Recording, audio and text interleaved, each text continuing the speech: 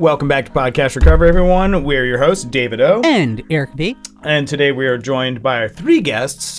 We have Carly to my left, as you all know, Donnie, who's been on several times, and a new guest, my coworker, Eddie. How are you doing? How's everybody doing? Carly? Doing all right. Good. I think they're kind of sad, aren't Fine. I'm here. Fine. You know you can rotate the mic towards They're you. a little sad, Trying to David. let us share it equally here. I know, but you can spin it, you dingbat. Yeah, Okay. but anyway. That's so fine. it's gonna be- You're fine. Eddie, how are you? Oh, great. Okay, fantastic. Yeah. All right. Let's see how you segue this. How I segue this? I'm a brilliant tactician. I got this shit. So today we're doing a little bit of I feel like I'm on the spot so bad. All three of you are staring at me. And you're smiling as you're saying it, like, oh, today I'm we're like, doing oh, this yeah, great today. No. podcast. So it's a little bit of a dark podcast today, but it's an important topic that needs to be talked about, and it's dealing with grief, especially with the loss of parents. And all three of our guests, Carly, Donnie, and Eddie, have all lost their parents. So we're gonna go through their process, like how it happened, and what they've done from point A to point B, dealing with that level of emotional grief and trauma. And with all that out of the way, I'm gonna start with Donnie to get us rolling here. Take it away, buddy. Okay. So it just so happens that yesterday, 2/1/2020, was the day that my dad died. So it's 5 years and 1 day since my dad passed away. Whoa. Yeah. And That's pretty amazing. yeah, if you all remember been 2020, 5 Is that amazing? it's been 5 years, yeah, exactly. Coincidental. And I'm wearing my It's an amazing coincidence. I'm sorry, is this my turn to talk here? Oh, Jesus. I'm just Oh, kidding. sorry. I'm just kidding. So I'm wearing my SV Titan polo. This is my dad's boat here. Oh, yeah, I was wondering about that. Yeah, when and saw I it. have I knew. I've got a tattoo of the same thing underneath on my chest. So that was like one of my ways of helping to deal with to remember, honor him, put him on something about him on my body permanently. Yeah. That was the idea I had, and I'm glad I did. But anyway, so 5 years ago, this was like right when COVID started to poke its head out into. What was your dad's name? My dad's name was Charles Ross Collins Jr. Right. He was born February 17th, 1951. I appreciate the double middle name. That's a good name. I have a double middle name. No, there's one middle name. What? Ross. You just said two Collins. things. No, yeah, Collins. Junior. Was- yeah, Oh, Junior. Junior. Fuck. Yeah, my bad. Yeah. Way to do math, asshole. Anyway, Hey, fuck you, David. so he was born February 17th, 1951. He was 16 days short of his 69th birthday. And so I know, that was the dream. I know, right? That's So let's see. He died in a hospital in Washington, D.C. I can't remember which one. George Washington. No, I don't think it was that. I don't remember. There's a lot of them down there. Yeah. I went down and visited many times, but it's an interesting story because the night before my dad died, and this is a little bit funny, because it's nothing to do with him, but I went on a first date with somebody the night before he died. And this was somebody that like I was like really interested in from work. Uh-huh. And That had to go terribly. and we went, and so she knew my dad was sick, but we went out and we actually had a really good time, and so I had to text her I think today. Was this Caitlin? No. This okay. was Caitlin came along in September. Okay. It's funnier that it's not Caitlin. Yeah, but the thing is that I had to text Yeah, her that the day relationship after. died, too. And I had to text her the day after and be like, "Hey, by the way, just want to let you know my dad died," and that kind of put a squash on that whole. Yeah, whole I think thing. it would. I think it would. Yeah. Is it weird that I wouldn't have done that? Like, I would have, continued dating this new person, and then, after a month, been like, oh, by the way, Nope, my that's dad called died, a being month ago. normal, Okay. Eddie. That's called Alright. being normal. But anyway, so I guess to back it up, my dad was just a short synopsis of his life. He was a 21-year vet in the Coast Guard, made it to some level of chief in the Coast Guard before retiring, and then he was married once in the 70s. His first wife actually committed suicide. What? Jesus Christ. And this was like back in the 70s when he was in his 20s, and then he married my Wait, mom. why and how? The We don't need to details know of that that. are I vague. want to know. The details of that are vague. there's not I don't actually know a whole lot about it. He didn't really talk about it very much. My dad's first wife died of AIDS. Do you want to hear about that too, Eric? Yes! What do you mean? Of course I want. That's fascinating. We'll talk about that later. Let's wait till your dad dies to talk about that. Well, his dad is already Fair dead enough. to Back him. to you, Donnie. Isn't your dad already dead to you? He could be dead. I was gonna say the day David's dad dies, that's gonna be a joyous episode. Oh, God. Do you know if your dad could be dead, right? No, he's alive. Are you Moving on. positive? Yes, So- I'm positive. Kind of like his first wife was positive. Burn! All right, I'll see you guys later. And I'm out. And going out on a high. Anyway, so dad married my mom. They were married for 12 years. They got divorced in the late 90s. They split up and they stayed, friends to the end. My mom was very much by his side, quite a bit, while he dealt with his illness. So What was his illness? he died of, I believe he was initially diagnosed with, kidney cancer. And then it metastasized a bit to into his lungs a bit. But the story of how it came about was he just started complaining about being out of breath a bit more. Like he was in Colorado and talked about how he could barely walk without being winded and stuff like that. Just kind of wrote it off to hey, you're in Colorado, high altitude, thin air. Thanksgiving 2019. The whole family So when was he diagnosed? So this was shortly after Thanksgiving 2019. So it didn't take very long. Oh wow! So it was fast. Before he actually got some medical attention dealt to it, because we knew something was wrong, because he basically stayed in bed the whole time for Thanksgiving. The whole family was together. He stayed in bed the whole time. Came down a little bit to eat. His skin was just there was no color in his skin. He looked like ashen. Oof. You know what I mean? Gray. And shortly after, and he was living on his boat at the time. That was a great word you used. By ashen. The way. Yeah. Yeah. I've been playing a lot of Dark Souls lately, so I like it. Yeah, it's just it's a word that can be used to describe color change. And when we ask for color change at work, if their skin's changing color for work, and ashen gray is one of the options. But anyway, that's why I know it. Anyway, so he lived on a boat at the time, which was by choice. It's not like he had to resort to living on a boat. Yeah. Because he was a lifelong sailor. And We're boat people now. crab people now. We're crab people. Crap. Anyway, so he chose to live on a boat because he had just recently retired from his job, and that was his way of being I'm downsizing, I'm retired now, I'm living a life of leisure. And he said I remember him saying that it was his way to being you know what, to fuck you to society or something. It's I'm out, I'm gonna go sail somewhere, I'm out of here. And he did. The winter of 2018, he sailed and stayed on a mooring field in Florida. And that to some people that seems like pretty boring, he was by himself most of the time. It's a very quite simple life, and I'm glad he got to do that. He didn't know he was gonna be the last time he would be able to do something like that, but he always enjoyed being on the water and all that stuff. And I think that might be why I like being around the water so much too. Yeah, he would say, I heard him say something one time. It's if you're lucky enough to live by the water, then you're lucky enough. Nice. And that's a good one. And I like that. Yeah. But so after Thanksgiving, I guess he went to get see the doctors or whatever, and it basically turned out something was wrong. Went through the processes. Hey, you've got some sort of cancer in your kidneys. The initial response was, we're going to go in, we're going to remove your kidney, we're going to remove part of your colon, we're going to take it all out. And we're like, cool, let's do it. Take it all out, clean it all up. Yeah. So then when they went in, they did not remove his kidney. I guess they saw more material than they expected. And so all they ended up doing was removing a bit of his colon, left the kidney. Then I think they were going to, after that, let him get strong enough for chemo and all that type of junk. Oh, shit. That kind of cancer treatment. Okay. I don't know. Yeah. The details of that are hazy. I wasn't super involved with all the communication between I don't think any of us have enough medical training to be why would you leave the cancer in? I don't know. I guess they wanted to be able to hit it with the radiation and stuff. I feel like there's enough to be why would you leave that there?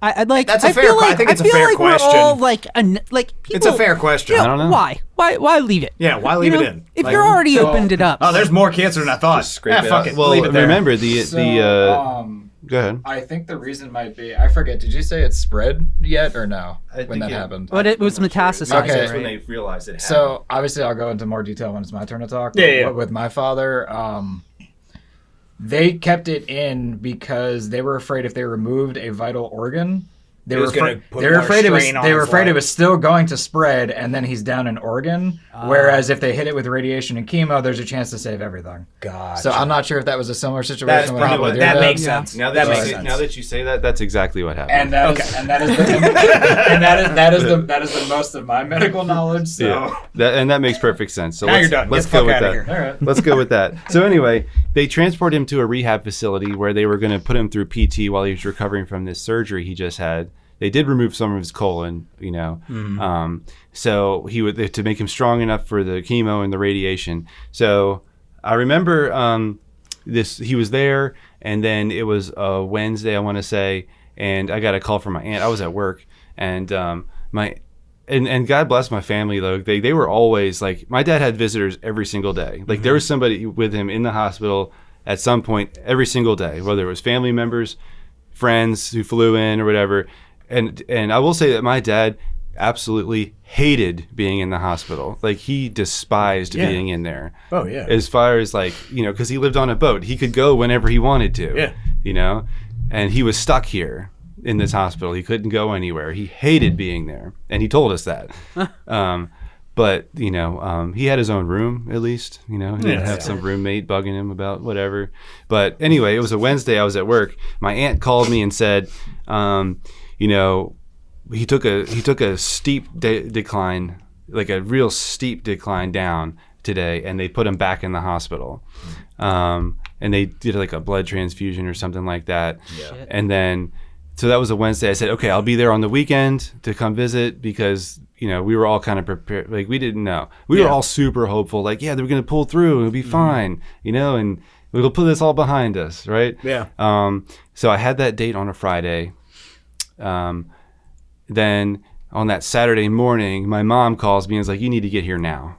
Like you need to get here now because he is not good. Yeah. And so I was like, yep, I'm on my way. Got down there. There was a bunch of family. My mom, my aunt, maybe cousins, uncle, his brother were there. And when I got there, he wasn't even awake anymore. He was just like out. His mouth was just like hanging open, just in the bed. He was not lucid. He wasn't conscious at all, and we were pretty much just waiting. And got to be there. I think that we were all just kind of around the bed when we kind of just like, I think he's gone now. Oof. And got the doctor in there. They were just like, he is in fact passed away. And and it's kind of sad. My brother missed it. Like he was on his way, and he missed it. And we all were weeping, crying together. We're trying to basically internalize what had just happened. Because obviously everybody's trying to be super hopeful when they have a family member who's facing something like that. And so it went the other way for us. So. His parents were both Christian scientists. Is this a little bit of an aside? Okay. They were Christian scientists religion-wise. So both of his parents donated their bodies to science when they died, and my dad did the same thing. So he had his body donated to science for whatever purpose. We don't know. Like the really. body farm? Or to be studied. Yeah. Myelosarcoma or something was the name of the cancer he had. So maybe it could be studied, something like that. Yeah. That's rad. Yeah. And so we actually never got any remains. So I don't have any remains. I've got a lot of like stuff. Yeah. Who got the boat? The boat was sold. It was my brother's and mine for a little while. Oh, okay. Like he left pretty much everything to my brother and I. The house, the boat, the cars, what have you, all the stuff in the storage bin. That was all his. But that day, I made some calls. Like I called Rich to be like, hey, my sponsor, be like, this is what happened. I called a few other people. We went down to the cafeteria just to kind of get something to eat or whatever. And then since we weren't like they were going to take his body to, I think it was George Washington University, I want to say. I honestly don't know what happened to it after that. Not one clue. Huh. But they did whatever. But then we all just kind of parted ways. Funeral? No. No funeral. No, we had a party like a month after. Okay. Like celebration of life type of celebration of thing. life party. That's way better than a funeral. We did in my opinion. Yeah. Well, and it just depends on like whatever ceremonial tradition there is for whatever religion. Funerals are just Jewish a bummer, people have to dude. be buried like within like a week. Something like that. A couple sometimes days. even shorter. Like it's got to be quick. But yeah, then we all just went our separate. We parted ways. I went home. I was driving home up 95, and then the gravity of it set in, and I just was like the waterworks. Oh, you know. Yep. And can imagine. And then that was a Saturday. I went to your old home group, like Going Like God. I don't know if it why, was but at I'm that hearing time. Forrest Gump. She died on a Tuesday. Yeah, she got the cancer. That was about his mom. But What about Jenny? she died of AIDS. We don't know that. Jenny. We don't know that. Jenny We're died pretty of sure, AIDS. but She we had don't know. some mystery disease that Anyway, they wouldn't go into. so- But anyway, Jenny died of AIDS. Yeah, mystery disease called AIDS. amongst heroin users. yeah, Ebola. Ebola, yeah. So, give her that, yeah. But yeah, so I went to the meeting. I didn't share about it. Mm-hmm. People knew, the people knew. I mean, the people that needed to know knew. Yeah. I didn't want to broadcast it. No. And it was just like, hey, but then we went out to eat. I remember distinctly going out to eat at Matthew 1600 after. Was I there? Maybe you were. Wait, is that the place that's like Mhm. right near Yeah. here? Oh, Yeah, it's a okay. pretty I've solid been telling you restaurant. about that place for years. It's a great fantastic. restaurant. I went Fantastic. there on Love it. Monday. It was fantastic. It's- I've never been disappointed with. Nope. But for some reason, people Though consider they it a place got that old rid. people go to. Can I say something? Podcast Recovery brought to you by Matthew They got rid of that thank God it's sweet not Blue Chew. potato, like they had sweet potato French fries with like some amazing like Oh, they got rid cream of those? cheese. Like, Do they still have the thing. meatloaf? Fuck the meatloaf, dude. The fucking sweet potato fries had this dip that was like. Are we really segueing into this right now? Yes, it was so good. We have to lighten it up. Carly knows what I'm talking about, right? Yeah, Oh, I do. it's fucking amazing. I They love got their rid of poached it. pear salad. My dad loved sweet What the potato fuck is fries. that? A poached pear salad? Like I know what it is, but it's just very. it's fantastic. All Just right. go fucking have it. That's some It's great. pretentious It's called culinary shit. Just David. eat a pear. Fuck you all. Not you, Carly. You're cool. Anyway, we went in 1600. I remember talking to Jack. Jack was there. Jack M. Yeah. And because I know his dad died. Yeah, And he is old. So that he's makes older, sense. yeah. So he was older. He was in his 50s, I think, when his dad died. And so I just remember talking to him. So you were what, 32 when your dad died? 31? So I'm 37 now. So you were 32. I was 32. Yeah, right. I know. Interestingly enough, my dad was 36 when he had me. So that's weird to think that I'm older than my dad was when he had me, because I feel like I'm in no station in life to support a child. It's weird. Yeah, no, you're kind of a failure. Yeah, right. No, Caitlin's the success. I'm just the. We all know that. Yeah, we talk about it when you're not around. Anyway, I remember talking to him because I think that was on my mind. But you didn't have to do You that. guys are so mean. Be nice. Donnie, you do have it together. You would be a great dad. Oh, I'm fine. I know I would be. I just don't know if I. We'll get to that.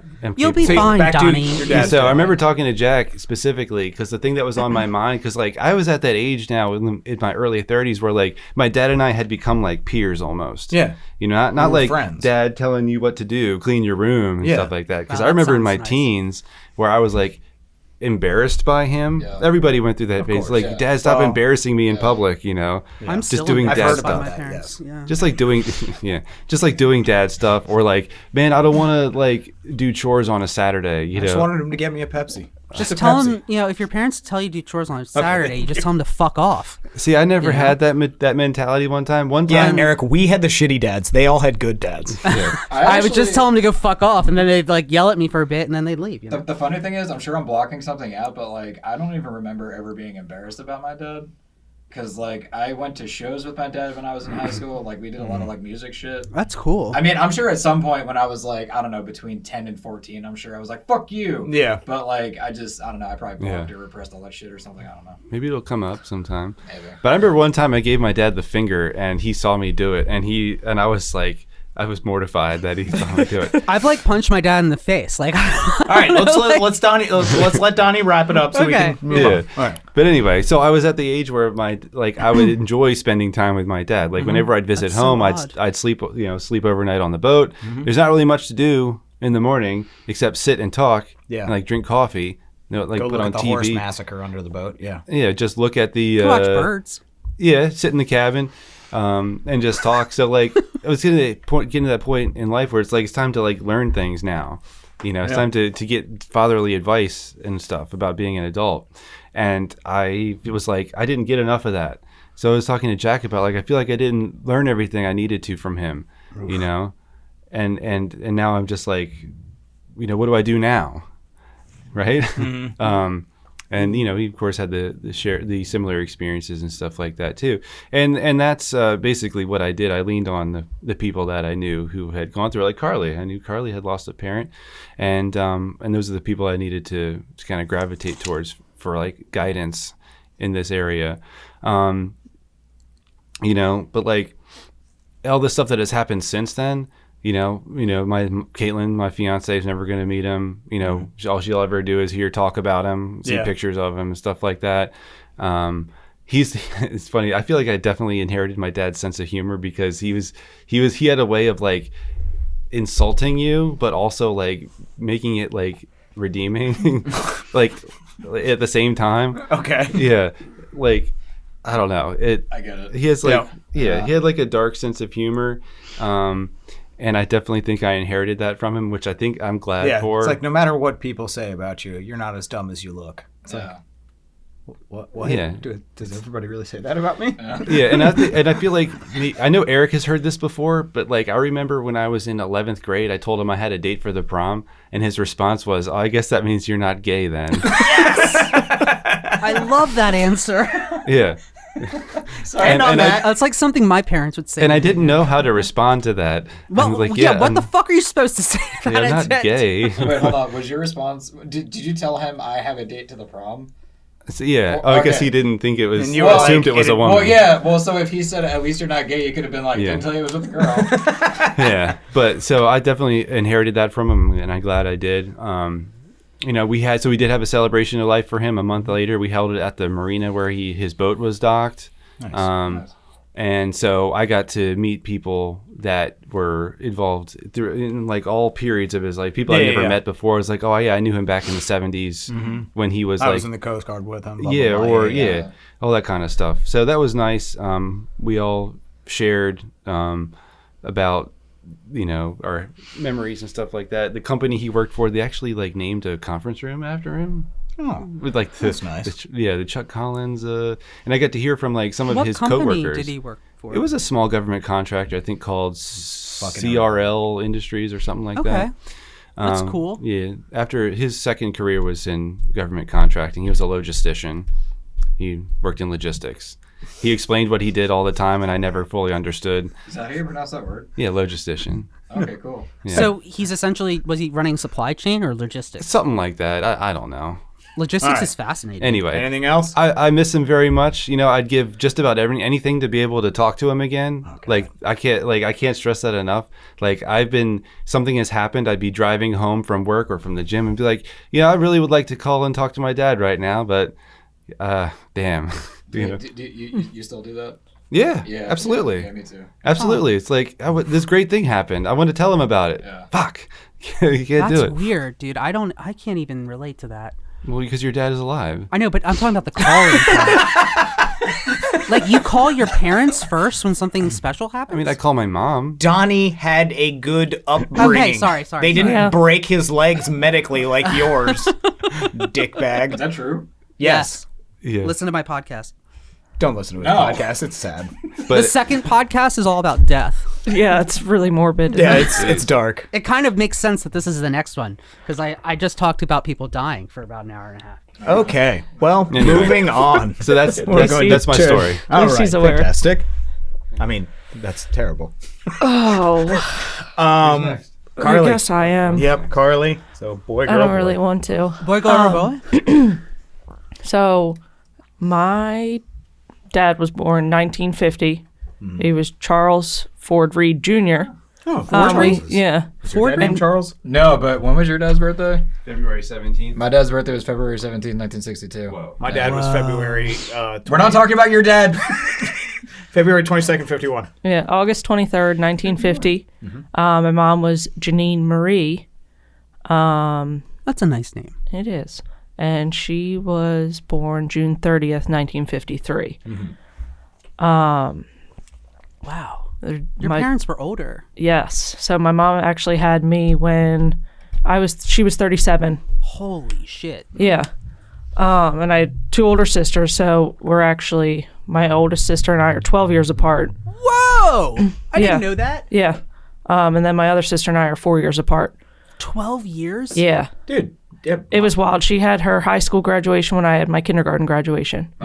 Yeah, my oldest sister is 14 years older than my David, youngest sister. you and your family, I mean, shit. Like, how old's your brother? Like 20 years older than you? No. How much older? 10 years older than me. Then your sisters are all in between that. It's 78, 82, 85, 87, and 92. My mom gave birth in 3 separate decades. That's like, yeah, but that's like fairly evenly spaced out. Yeah. But just the fact that like from oldest to youngest is 14 years is a bit. That's a lot. You had a brother, David. Yes. You only had sisters. No, we'll get into that later. Carly. Yeah, my sister's 79, 87, and I was 91. What? Your mom did the same thing? That's weird. Uh-huh. Wait, so your sister's my age? 87. Yeah, Melissa? Oh. Yeah. I didn't know that. Yeah. Oh, cool. Yeah, but they were happily married. Well, I guess happily, but they were married. For I guess right before everything happened was they either had just reached their 39th or 40-year wedding anniversary. But like growing up, my parents were very, very involved in everything that we did. I played a lot of sports. My dad coached a lot of my childhood, which was a good thing and a bad thing. Having him on the sidelines or on the bench or whatever. Did you get special treatment, or absolutely not. You got treated harder than the other kids? Absolutely not. Harder, for sure. Do better. Yeah. Better than that. Yeah. It was you do this, you do that. Like you need. At one point, I don't remember. It was like 3rd grade, 4th grade. He pulled me out of sports because he told me I was not a team player. What? Was he right? Well, I disagree. So he coached my like softball teams, and I wanted to play bat last and play right field. To me, that's being a team player because nobody wants to fucking play those positions. Wants to bat last, yeah. No. And he told me that wasn't a team player because I guess I threw a fit if I wasn't batting last or playing right field. And he pulled me out and he made me play golf for a year. Oh, God. Yeah, I wasn't very good at golf. No. So that's like a very, very... totally different Still swing. but down. Yeah, that was a very, very vivid memory that I have. Totally different swing. Yeah, I'm not very good at golf at all. And then just even growing up, like when it wasn't them coaching, they were always at all my games. Even in college, I played at Salisbury, so they were traveling all the time to come down and watch games and coming to Virginia to watch games. And my senior year when we went to the World Series in Wisconsin, they drove all the way to Wisconsin. They drove to Wisconsin. They drove because my mom wouldn't fly. Which which division is that? D3. D3. You guys made the World Series in D3. Yeah, that's amazing. Good job, dude. No, we were actually ranked number 1 going into that too. Holy shit! But we didn't win. Still good job. Yeah, it was pretty cool. It was a cool experience. It's pretty fucking rad. So that's where I actually had my college graduation because I missed graduation. We graduated at the World Series. It's okay. I didn't graduate on stage either. Yeah, it was pretty cool. Yeah, college. Am I right? You went to No, food, you only went to me. food Okay. college. So I graduated college in 2013. And at that point, like I had moved home. So I was living at home with both my parents. And they were still very, very independent. So my mom had worked for the like state government for God knows how long. So she was still independent, going to work every day. And my dad, at one point, had owned his own construction business. But then he kind of moved around and did other projects for other companies. But very, very active, very still involved in everything. And it was September of 2015. And it actually, so it's not their death date, but it feels like that's when they kind of died, because on a Monday morning, it was the end of September, Monday morning, I know I woke up to go to work and my mom was home, which was really, really, really weird. She never missed a day of work ever. And she said she wasn't feeling well. and I could tell something was wrong. And oh, I'm losing my voice. She has a frog in her throat. It's not. She's good. I'm not crying. There you go. So she had stayed home from work, and I like went just about my day, came home, and I remember her sitting on the couch and something just wasn't right. She was slurring her words, wasn't acting right. And I had called my sisters to be like, something's wrong with mom. Like, we need to convince her to go to hospital. So at some point, I don't know, both of my sisters were living, I think they were both about 5 minutes away at the time. Oh, okay. Because now they're out in like Frederick and Hagerstown. Well, one's out in Hagerstown now, one's in Pasadena, but they were, okay. Lindsay who's the oldest, was right over like the county city line, so like 5 miles, and then the other was on Wilkins, so Yeah. very, very close. So they were able to convince her to go to the hospital. So my dad took her, and I know we just like had hung out at my sister's that night, just kind of waiting to hear what was going on, and we had found out that she had had a massive stroke. So we hung out there for a while, and then I decided to go home. So when my dad came home, he wasn't there alone. I remember talking to him that night when he got home, saying like, something's wrong, I don't feel good about this, like I don't know what's gonna happen. And he was just very upset, which I have never seen him like upset and cry, like he knew like something wasn't. I feel like your dad was a man's man. He was very suck it up. Both of my parents were. It was tough love, suck it up, you're fine. We don't cry, we don't talk about our feelings. Yeah, things old like school that. Baltimore blue collar. And so I thought about going to work that day, the next day, because I was like, what else can I do? And I decided not to. I called out. And I remember, so like I woke up, was getting moving for the day, and my dad had fallen asleep on the couch. And I was like moving around the kitchen. I was cleaning some things up. I was like, well, maybe I'll go get breakfast. And so like come back, wake him up. And I'm really happy that I didn't, because like as I was standing there, like I could tell something was changing. Like he went from sleeping and snoring to just regular breathing, and then all of a sudden like it was like shallow breathing, and it almost like you could feel him gasping for air, and then he just stopped. And I was standing right there, and I had to move the coffee table, pull him down off the couch, call 911, and started CPR. So the fire department showed up, ambulance showed up, they sent everyone, police, ambulance, fire. Yeah, they sent everybody. And they made me leave the house. They made me go stand out on the front porch. And they worked on him on the floor of the living room for what seemed like years. And at some point, like I remember calling Melissa, and she ended up, since they weren't far, she and my uncle showed up at the house too, and they got him in the ambulance. They were able to bring him back, but at that point, that was the last time, like that night before was the last time he was ever conscious. He never woke up from that. And they had told me at the hospital like that I was the only reason he had a chance for starting CPR, but he was pretty much brain dead from there until he died on New Year's Day. Massive heart attack? Yeah, so it was a cardiac event, and it turns out there was something wrong with his other organs that he didn't tell anybody about. That he had like fallen down the steps, and yeah, so it was like days and weeks before he had fallen, and he was very bruised. He told my neighbor this, and I found this out later. So I don't know if his like organs were shutting down that caused from the fall down the steps. Yeah, like, weeks before. Yeah. Holy crap. And the like potassium levels were all messed up and things like that. Yeah, if he like bruised his liver or something. Yeah. And that's what ultimately they think caused it. Whoa. Yeah. So he was. Yeah. No, I didn't Yeah, I've either. never heard that part. That's fascinating, Carly.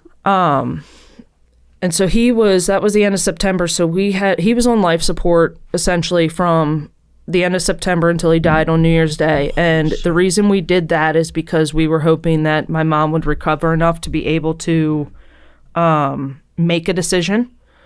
Or just say goodbye. Or to be able to say goodbye. But the night when she went into the hospital, they never saw each other again. Oh. So my mom, her massive stroke, she was completely lost all mobility in her right side, and her speech never fully recovered, and her brain never fully recovered.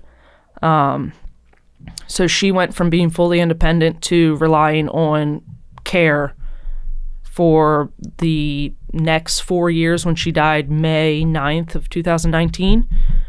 So she was in a facility for about a year, like full care facility, and then she moved home where I was her primary caregiver for like 2.5 years.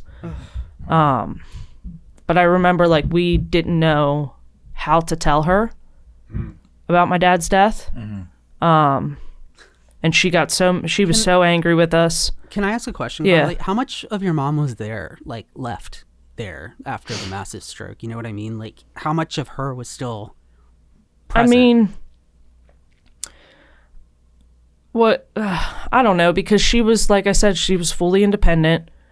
She was always just kind of like the life of the party. She was always like supportive. And then part of it, like I think like her personality was still there in a way, but her impulse was all over the place, and she was just angry because of having to have somebody do something for her all the time. She's not used to that, so she's pissed about it. Yeah. And she tried to, like, she went through physical therapy, she went through a whole bunch of stuff to try to get some sort of mobility back, but she was in a wheelchair until she passed away. And so I was I had to transfer her from the wheelchair to the chair. I had to do the bathroom. I had to do everything for her in the bathroom. I had to change her. She was in a wheelchair. Oh wow. So how, like, what? I know strokes have different levels, right? So what was her level, like, or like how did they describe it? Because like I know like the woman who lived up the street from me, like my friend Adam and James, their mom, she had like a few strokes when they were younger, but she was weird, right? But like she could still do stuff, right? She could still drive a car. She could still work. She always kind of walked in circles, though. But you know what I mean? There's people who've had strokes and like they're still functional, but it sounds like your mom had a massive stroke. Yeah, it was massive. They didn't tell us other than that. It was just massive. And then during that time too, she had an aneurysm. What? What? Right next to her aorta. Oh my God. But they didn't do anything about it because of the stroke, and it was just kind of like, let's wait and see, let's watch if it gets... Wait, did she have an aneurysm at the same time, or was that No, so they found it later. Yeah, so it wasn't, Jesus. It didn't blow, but it was just, waiting. There. Holy shit, dude. It's like discovering a new volcano. Like, well, it's not imploding right now, so I think we're okay. Yeah. Yeah, I mean, I guess that's the analogy. Yeah, I can't think of anything better. All right. Yeah, so when my dad passed away, and like that all happened with my family, I was still in active addiction, and that was kind of like propelled me to use more, I would say. And then on New Year's Eve, I had gone up to Jersey that night to spend time with a friend. So like I was coming back and I was like, oh, should we just go to so-and-so and just like, I'll meet you there to see Dad? And they were like, no, we need you to come home first. Like, and then we'll all go together. So it was like I had to go back to my sister's house for them to tell me my dad had passed away. But my mom was in the facility for another 7 months after that, I think. She didn't get to come to his celebration of life. We didn't do anything special for that. And then she moved back home with me where we had caregivers coming in and out. But like I said, I was like her primary caregiver. And I was in active addiction until like 2018. So I had about a year clean with her until she passed away. And at that time, she was like, that last 6 months of her life, she had moved in with my sister. So she was living at my sister's house because we were selling my parents' house at that point. But like at that point, like, so when my dad passed away, my grieving process was just using. And he was actually, so I didn't know this growing up. I knew that I had like a hunch of it, but he was always, there was times where I remember where he would get really drunk or really like fucked up. And I could remember my parents fighting, but it wasn't until later, like, I had found out that he was one of us. He had problems with addiction. And at that time it was like we had to collect medicine for the hospital to go over all his pills, and within that medicine was methadone. Wow. Yeah. I didn't For know your that. pops? Yeah. To treat What? pain? Probably not, Donnie. I mean, they do use methadone for I know. for pain management, but I never asked. I never found out. But I know when that happened, my sisters were worried that he had done it to himself. Like the cardiac arrest episode, like they were happy to find out that it wasn't like self-inflicted cardiac arrest, like he didn't overdose or things like that. Yeah. Gotcha. But I remember when the hospital gave us all his pills back, I took all of his pain meds well, fuck for myself. Right. And naturally. naturally. These are mine. No. These two. And it's funny because like Donnie said that he had gone on a date the night before his dad passed away. Well, my husband and I weren't dating at the time. We were like still in the early stages of just like hanging out and talking. So he didn't really ever know my Really? parents. Yeah. I thought you dated Garrett, or your dude, for like ever. So that fine. happened Nobody in knows who Garrett is. September 27th, 28th, 2015. We started dating November 3rd, 2015. So he stuck around even like through all of that. And then he basically moved in and helped me with my mom for years. So he was like living at my parents' house with me, like helping me care for my mom, like doing the things that he could do. He helped. That's good. Trooper. Yeah, so he would like fix meals for her and things like that. And That's good. if I had to help like move her, he would help with that. And That's hard. we as would fuck. make sure, like the two of us made sure that she got to Savannah for my sister's wedding. So Savannah, Georgia? Yeah, so my sister got married in Savannah, Georgia. So Why? Beautiful place. because it's beautiful. we went there Well, growing I up as a kid. understand. You had a destination wedding too. I did, but Savannah, like, so with all of my basketball tournaments and things like that, my mom wouldn't fly, so we drove and we'd go days early and we'd spend a night or two in Savannah. Wait, you were that type of travel player growing Yeah. up? Oh my god, dude. Yeah. I didn't know that. So you were similar to me. That sucks. So, but Yeah. yeah, she wouldn't fly, so Savannah was something that we would do as kids. So they got married in Savannah, so we made sure, like, we that's drove cute. my mom down, we got her all settled and made sure she was there at the wedding. So when my sister got married, she at least had my mom there. When I got married, I had neither parents. But just like similar to Donnie, I still today it's like, oh, I wish mom was here or dad was here, because I was 24 when all of that happened. So I was barely an adult. Can I ask you a question real quick, Carly? Uh-huh. Just because you talked about the wedding. Who walked you down the aisle? Nobody. What? Your sisters didn't walk you? I didn't want anybody to walk me down the aisle. I offered and you did no. Really? I Yes. wanted to walk myself down the aisle. Okay, that's And- fine. Yeah. They were there. Yeah, my uncle walked my sister down. Okay. But I don't know, because honestly, I guess this is kind of relevant. I felt very abandoned when all of that happened, Yeah, I bet, man. because both my sisters had their own families Yeah. at that point in time. So my oldest sister has 2 children, and at the time my other sister had 3 stepsons. God damn it. But they were all well into their marriages, or not yet, but they were all with like their significant other and living their own life. And I was the one at home picking up kind of all of that extra care. So I had pretty much done I got married in 2021. I felt like the last, 6 years of my life, I was just like me going through it by myself. So I didn't want anybody to walk me down the aisle. And that was kind of like my reasoning. I think that's fair. Yeah, that That's makes fair. sense. I don't need you guys Yeah. to do it. Yeah. In a way, because I was still I got it. resentful towards them. I was bitter. I mean, we have a much, much, much better relationship now. It's actually kind of amazing how great our relationship is now. So I'm grateful with for your that. sisters? Yeah. Yeah, my sister and I, Melissa, so yeah, I spent a lot of time with her, and probably primarily because of what Peyton has gone through the past Oh my god. 2 years. Her I was niece going to ask you with about that. Yeah. like going through chemo. So that brought us a lot closer because she needed some support. She was what? 12 months 18 old? months, right? 18 months old? When she started chemo, something like that? 14 months maybe. I'm so happy that she's in remission. Yeah. That's all. That's I'm Yeah, just so happy she's better. I was around a lot for that treatment, and that has brought us closer. But I guess like with my mom's death, like I was, like I said, a year and 3 months clean at the point. Or at that point in time. So I was just grateful to be able to be present for her, like last couple months, last couple days. I remember sitting at the hospital with my family, and we just spent days and days and days there, and we were able to all be there together when she took her last breath.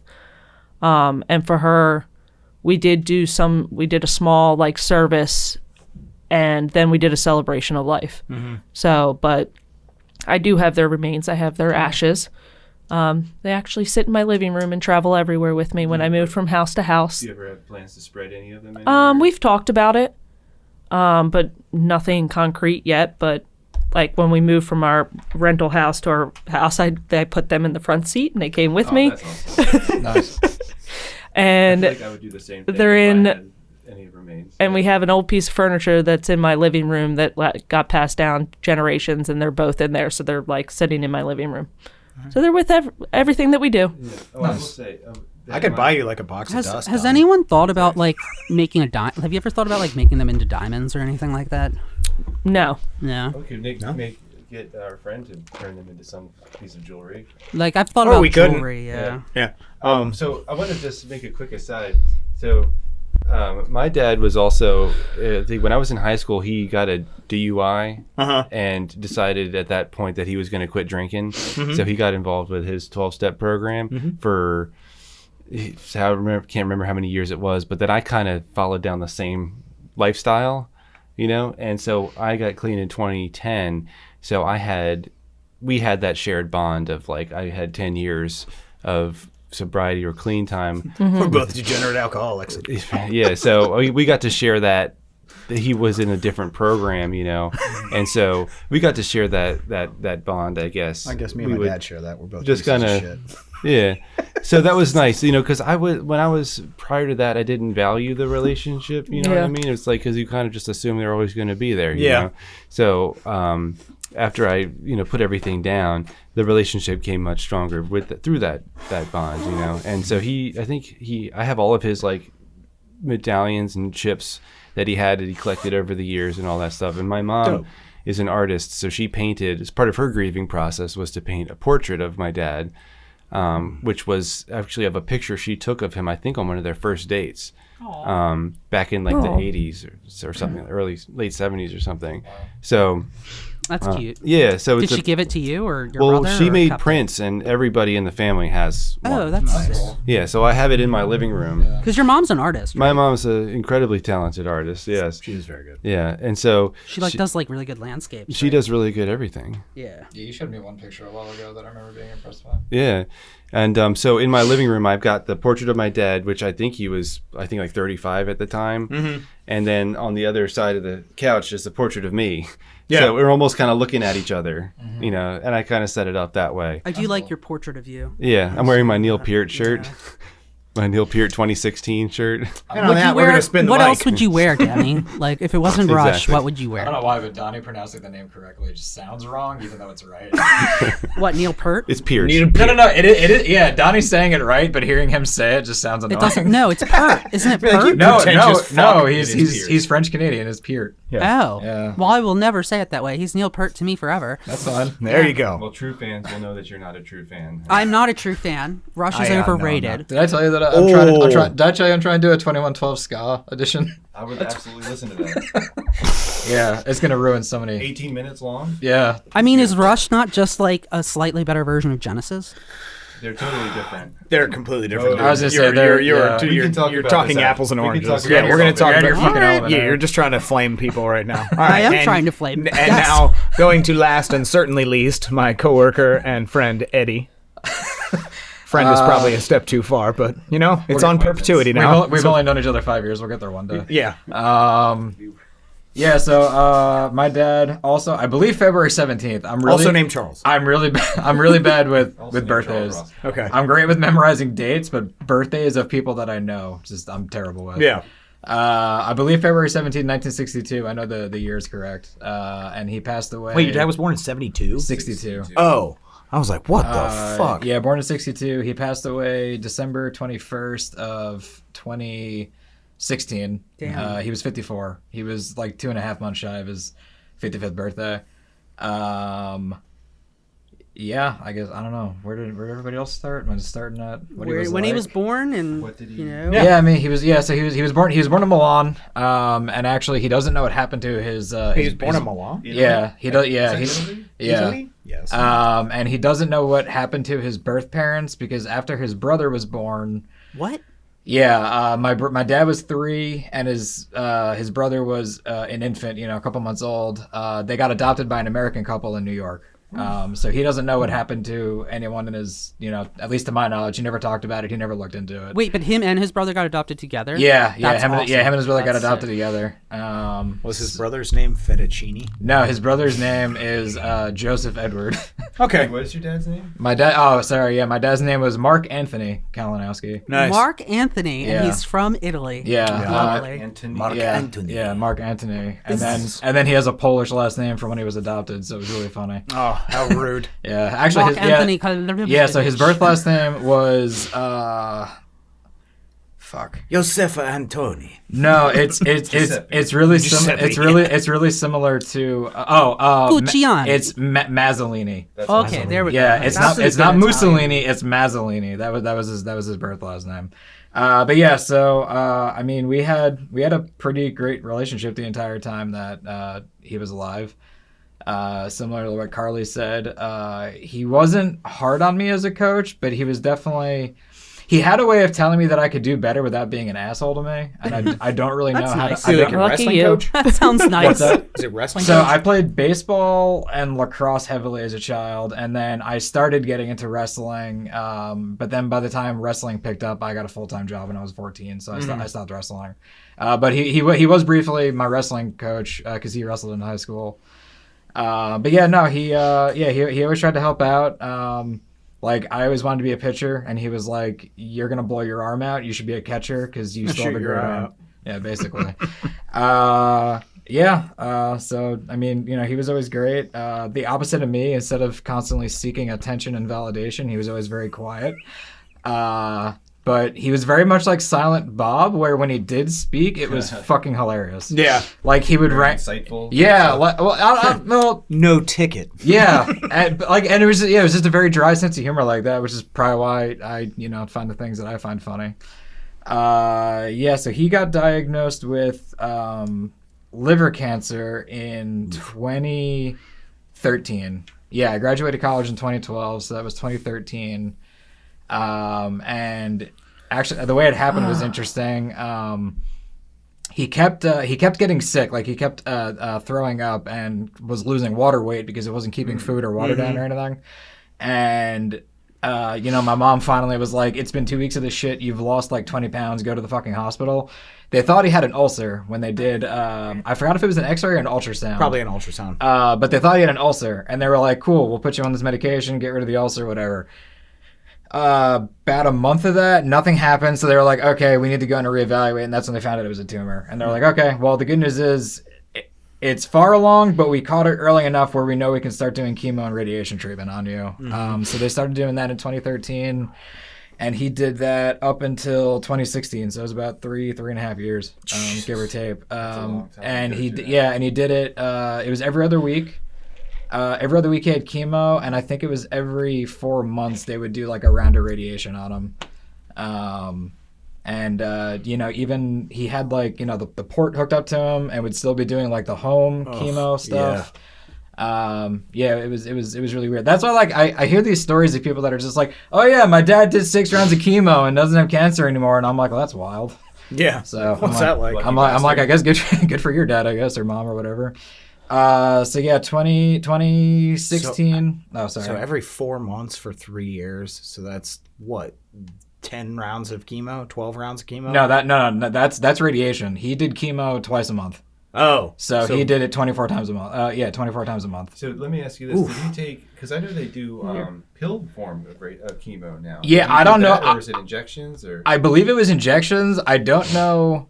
if the pill was an option or if they felt it wasn't strong enough. I don't know. I was still living in New York at the time, but I wasn't. Well, the pill's newer, right? Like, because my aunt is on the pill right now, and so maybe it wasn't it wasn't quite around yet. And I know when my mom had cancer, she had to have radiation. Okay. So like I know like they didn't have a pill, like she had to go in. Okay. And that was like 10 years ago. So maybe like there's been some changes. You know, my mom's ordeal. She also she did oral chemo as well. Thank you for specifying. Why did you have to use that word? Because she did it. What else did you? She took it by mouth. She took it by mouth. That doesn't sound better. Yeah, and she swallowed. Wouldn't have been better either. Sorry, Carly. Goddamn. I apologize. Keep going. Yeah, like I said, I was still living in New York at the time. I met my wife the beginning of 2016. We started dating, and it was actually my dad's idea. My dad was like, well, you hate your job up here, and she just bought a house in Baltimore. Why don't you just go get a job down there that you'll probably also hate? I was like, that's some good advice. All right. Yeah, so I moved down. It'll be slightly warmer where I hate it. I moved down actually on my birthday, October 5th, 2016. My mom and dad came down to visit the beginning of November, and I think I may have gone up to New York once, like just for the weekend, just to see him and hang out with them. And I guess kind of like what Donnie was saying. Like, I mean, I texted my dad every day. It might not have been a long conversation, but we talked about hockey, political stuff, pretty much anything. And I got a text from. Really quick. Sure. Throughout the whole process, was he like hopeful? Yeah, and honestly, it turned into this thing of like I don't know. My dad was a fairly positive person, or at least he like was a reserved person. Mm-hmm. But it was also like anytime we talked to the doctors, it was always just like, yeah, like the cancer's not getting worse. They were like, it's not getting worse, so at least we're making some sort of progress. But actually, yeah, I'm sorry. So I'm glad you mentioned that because there was one thing I forgot. So in December, like 14th, 15th, so it was about a week before he passed away, he actually texted me and he said, hey, I think I've got some good news. I'm number 1 on a liver transplant list. They think they can do a liver transplant and take care of, get rid of all the cancer that's in me. And I was like, oh, okay, well, that sounds fucking awesome. And then 5 days later, it was the 17th because it was the Friday. I was at work. I believe I have an older half brother and half sister. They're not my dad's kids, but he raised them. Mm-hmm. I think it was my brother that texted me and said, have you talked to Mom? And I said, no, why? What's up? And he said, Dad's in the hospital. And I was like, okay, well, that could mean like a variety of fucking things. What does that fucking mean? So I tried to call my mom. She didn't answer. I texted her and I said, hey, Matthew said that Dad's in the hospital. What's going on? And she was like, I'll call you in a minute. And I'm like, okay, well, now I know it's probably not good. Hit you with the old Anthony, huh? Yeah. So so she finally calls me and says, your dad went in for his checkup. So basically every other week that he wasn't doing chemo, he would go get blood work done just to see what his white blood cell count was like. And yeah, my dad was in the hospital like, just 4 or 5 days a month, I guess. Frequent flyer miles. Yeah, pretty much. Luckily, my dad had a remote job, and actually, my dad never called out sick until 3 days before he died. God bless him. Which is fucking insane. What a warrior. Yeah. Company man. Yeah, meanwhile, company man. No, it was more of I think he just wanted the money. Yeah. So my mom actually got paid out all of his sick time when he died. So I think that's maybe what my dad was planning. He's playing chess with his cancer. Yeah. He was like, "You motherfuckers are playing checkers. I'm playing chess." But yeah, like I said, my mom called me that Friday and said, "Your dad went in for blood work this morning, and he has no white blood cells." Oh God. And I'm like, "Well, that's." Probably not good. Yeah. It's like, I feel like you should have some. Yeah. Not one? I was like, maybe 2? I was like, I'm not a doctor. What can they do about that? And she said nothing. Oh. So she was like, you should probably get up here. So I said, okay, that's fine. So, because at that point, a common cold can kill you. Yeah. So I went into my boss's office and I was like, hey, I got to go up to New York to go see my dad. I'm pretty sure he's dying. I don't know when I'm going to be back. I texted my wife and let her know. And I don't know if any of you guys remember this, but that night, the plan was to leave at like 6 o'clock and get up there around 10, like right around rush hour when rush hour is over. Mm-hmm. And on 95 at around 5:30, an oil fucking tanker crashed and exploded. And just exploded. I remember that. And it shut down 95. I do remember that. I remember that happening too. Yeah, it was December 2016. Yeah, they have video of that. It was awesome. And I was like, well, this is probably not a good omen. So we obviously couldn't leave. Yeah, 'cause that guy's definitely super dead as well. Yeah, so we definitely couldn't leave. And then Monday morning, my mom called me and was like, you definitely need to get up here. I don't know how much longer he's gonna make it. So I was like, okay. So by that time they'd cleaned up 95 and everything. So I drove up there Monday morning. I had to take my dog up there with me. My wife was gonna come later. So I dropped my dog off at my mom's house, went to the hospital, met him there. Just to appease Eric, what kind of dog? Malamute. Ooh. Okay. Yeah. She was a large fluffy lady. Is that the dog that I met that one time? No, that's Yuki, who's also a Malamute. Malamutes are big motherfuckers. Yeah. Lots of hair. Mm-hmm. Yeah. So yeah, got to the hospital. He was conscious and he was talking, and he was dealing with like just a lot of paperwork that my mom needed, like getting everything in order, like with the house and his will and everything. And we were there. Let's see, I probably got there at like 11 in the morning, and we were there until maybe 8 or 9 o'clock at night. And similar to what Donnie said, because he was on hospice at this point, it was a double room. He had the room to himself. So there was another just empty fucking bed in there. And we're all getting ready to leave. My brother and my sister, I think, had already gone back to my parents' house. And my mom had just walked out. And I was getting ready to leave. And my dad goes, there's another bed over there. And I'm like, oh, okay. Like, I know. But, we want to give you some, quiet time and like all this shit. And then went back to my mom's house. The next morning, my dad called my mom at around 7 and said, I'm having a panic attack. So we all rushed up there. He calmed down. He looked like he was, at least like relaxed and fine. At around 9 o'clock, my brother and my sister decided to go down to the cafeteria to get breakfast for everybody. My mom, I believe, was talking to a nurse or a doctor on the outside of the room. And I saw my dad look at me. He smiled. And then his eyes closed, and he clearly stopped breathing. Whoa. So I was the only one technically in the room when my dad died. And I feel so bad about that my mom and my brother and my sister were not there for that. So obviously I started, shouting for my mom and the nurse. And, and then he didn't donate his body to science, but they asked if... They just stole it anyway. No, I guess they can, like... If somebody just passes away, I guess they can like use people's eyes for people that are blind. Mm-hmm. I didn't know that was a thing. Wait, what? Yeah, you can donate your eyes. Yeah, but they're still viable. Yeah, but I don't know what the time frame is. It's quick because the nerves die. Yeah, the nerves die really quick. Yeah. So the doctor like right away was like, "Hey, I really hate to ask you guys this, but can I get a spoon?" Basically, like he was like, Would you mind if we used his eyes to help somebody? And my mom was like, oh no, of course. But I think either it didn't make it there in time or something happened. They ended up not being able to use his eyes. The intention was there. Yeah. But that would be cool if like, you always hear those stories of like the heart that, got transplanted to save like this other person, and then like that person's heart is not part of that person. Dude, they've been doing that at Ravens games. Like remember they would do that the little break where somebody got this person's heart, and now here's the little kid that got this person's heart. No, I don't remember that.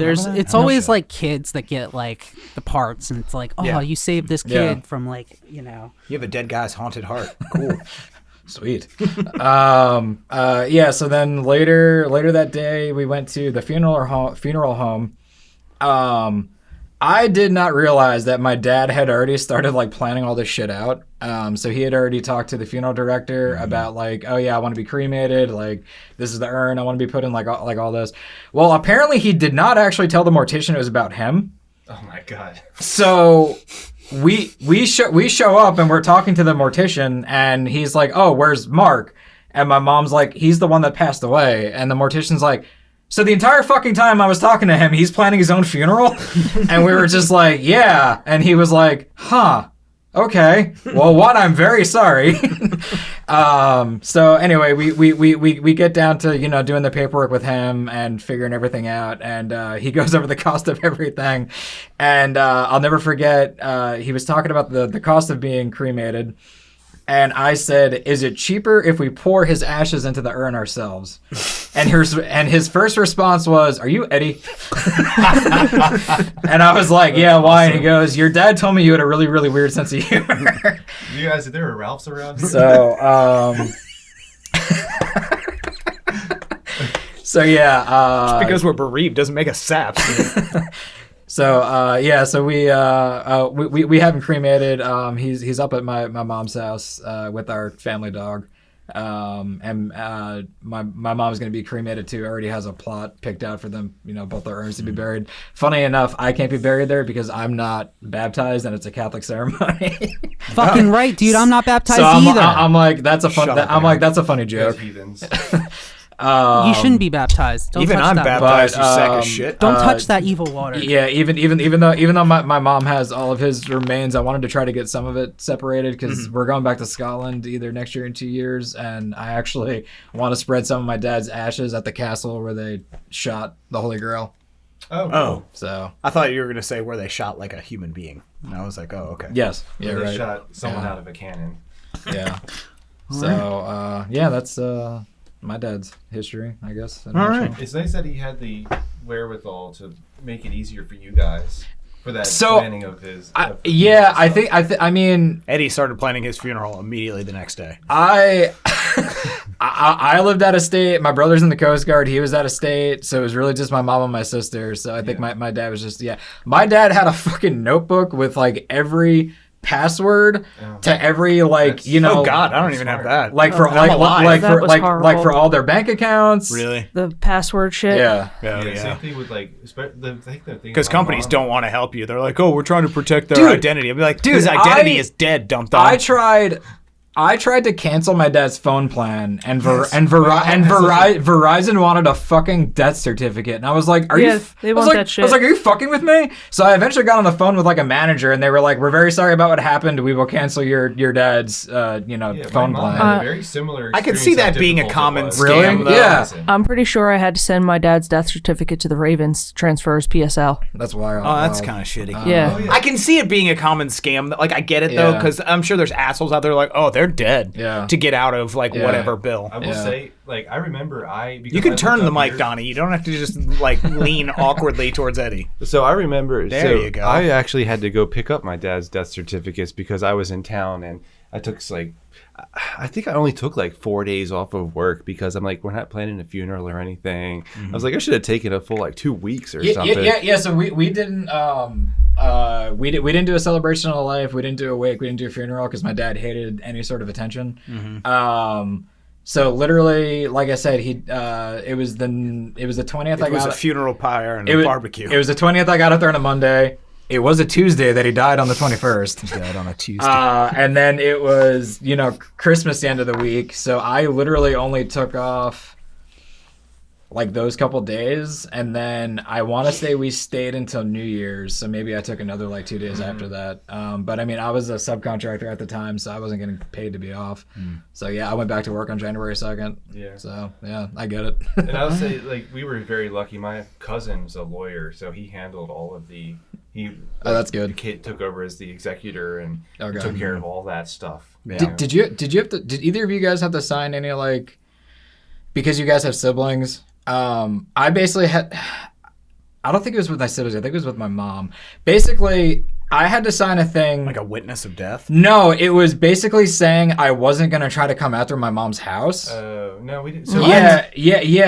I guess, I don't know, the executor of my dad. Oh, contest the will? Did your dad leave because you can contest the will. Right, there's a certain period of time where there's a certain show up. What was that, Eric? Did your dad leave everything to like you and your brother? No, my dad left everything to my mom, which is why I thought it was weird I had to sign that. But because my grandfather left everything to my my uncles and my dad. Okay. But they had to like sign something to help my grandmother. Yeah. Like for until she dies. Yeah. So like they can't touch any of that money really. Yeah. Until she's gone. Yeah. That's why I don't know why they had me sign. I don't know if it was just the executor being like it's an uncontested. Yeah. But I do remember feeling really bad because like I said, I had 2 older step siblings. My dad raised them but never formally adopted them.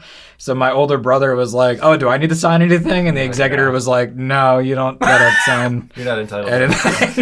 Yeah, basically they were just like, "You guys literally your signature is useless." Yeah, they were like, "You have no claim to anything." Like, they were like, "Sorry, but you guys don't have." Yeah. Luckily, the whole process of my dad's belongings and stuff, like I said, Turn the mic, Donnie. Damn it. Everything was left to my There brother and we I go. 50-50. So it just made it easier. So the boat, the house, my brother was already living in the I was house. just saying, it seems like you have a decent relationship with your brother. Yeah, where it's yeah. not like you guys were gonna. And so I'll say this because this was all down in what's that Southern like? Maryland. I live up here. My brother and my mom both live down there. My dad had a storage unit packed to the gills with stuff, and God bless the 2 of them. Is that a boating reference? Because no, it was a fish reference. But anyway, they the 2 of them, they handled like sorting through all that stuff. I wasn't really available to be to help out with that. So like I feel like I don't know. They if there was anything that like I felt like such an asshole, I'd be like, I think I deserve more or that, It's like, well, you put in all this effort and I was just up here. I come down every few weeks or something like that. Yeah. But that took a long time to get rid of. I think I have a pair of his shoes. I got a lot of my dad's stuff. Yeah, luckily with my dad, it wasn't. My dad didn't have a lot of stuff. So leaving the house and leaving his financials to my mom was like, okay, obviously that was 99% of like everything my dad was leaving to anybody. Mm-hmm. So it literally just turned into like, my dad had a basement full of tools and my mom was just like, whatever fucking tools you guys want to take, go take, like that. It was funny that I wanted to buy my dad's car from my mom. And she was like, well, how much would you offer me for it? And I said this, and she was like, well, I'm going to sell it to a junkyard for this, and that's more money. And I was like, okay, well, cool. That's fucking rude. Dude, that sucks. That's Man. Yeah, she ended up apologizing about it like a year later. What? But I ended up buying that same like version of the car just in 2023, and I was like, oh, this car drives way better than the fucking 2003 version ever would have. Yeah. So I think I won. Like I said, my brother was living in my dad's house, And so my brother ended up just buying the house from the estate. Yeah. And so he owns that house now. And he had to pay. Yeah, he had to pay me out. Paid half, yeah. Yeah, he paid me out for half of the equity. works. So I've got a good amount of money that I used to literally erase all of my debt. Yeah. My student loan Yeah, debt so you was could paid off actually be a the instant responsible that adult. money got in my account. I immediately paid that off to the student loans and freed myself of all that. And it helped me with the down payment for the house I currently live in now. Yeah. You know, So your dad helped. Oh yeah, he pay for helped your out. house. He helped, but don't get me wrong. Like I said before, I'll give it all back. Yeah. For the chance. You know, just a phone conversation. And my cousin Katie, this is just a brief aside. When the whole family came together for the celebration of life, my cousin Katie, on my mom's side, she talked about how like he like came to her and like in a dream, you know, and like visited her, and basically was like, you know, I'm okay, you know, everything's fine, and like I was like.